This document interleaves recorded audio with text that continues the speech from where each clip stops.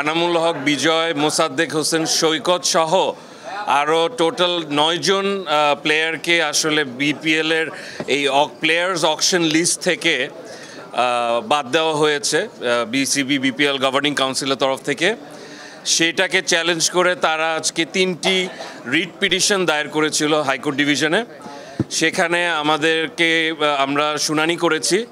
ওখানে উভয় পক্ষের শুনানি অন্তে হাইকোর্ট রিটগুলি প্রাথমিকভাবে খারিজ করে দিয়েছে।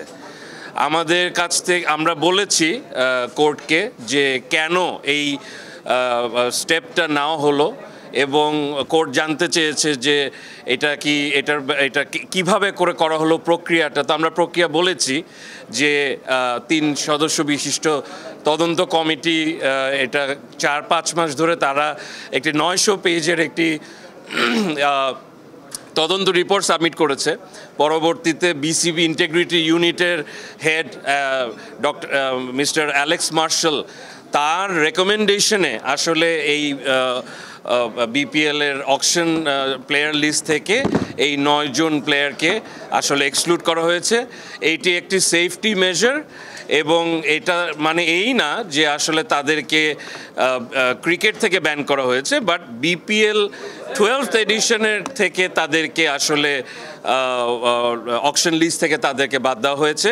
এটি একটি অ্যান্টি করাপশন ড্রাইভের সেফটি একটা মেজার হিসেবে আমরা বলতে পারি। কোর্টে ওনারা যে 3টা কেস করেছে সেখানে ওনারা এটাকে চ্যালেঞ্জ করেছে যে তাদের নামটা যে অকশন লিস্ট থেকে বাদ দেওয়া হলো, এবং তারা ডাইরেকশন চেয়েছে যে তাদেরকে যাতে এই লিস্টের মধ্যে আবার অন্তর্ভুক্ত করা হয়।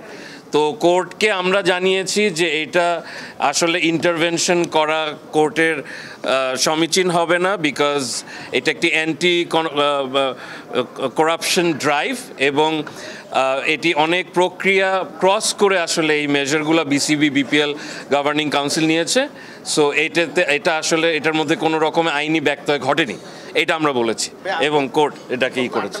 আনামুল হক বিজয়, শফিউল ইসলাম, মোসাদ্দেক হোসেন সৈকত, আলাউদ্দিন বাবু, আলামিন হোসেন, মিজানুর রহমান, আরিফুল হক, মোহাম্মদ নিহাদুজ্জামান, সানজামুল ইসলাম, এনারা সবাই 3টা কেসে বাদী হয়ে আজকে কেসটা করেছিল, এবং শুনানি অন্তে কোর্ট এটাকে খারিজ করে দিয়েছে। তার মানে আমাদের অকশন উইদাউট দেম এটা আমরা প্রসিড করতে কোনো বাধা নেই, আইনত বাধা নেই।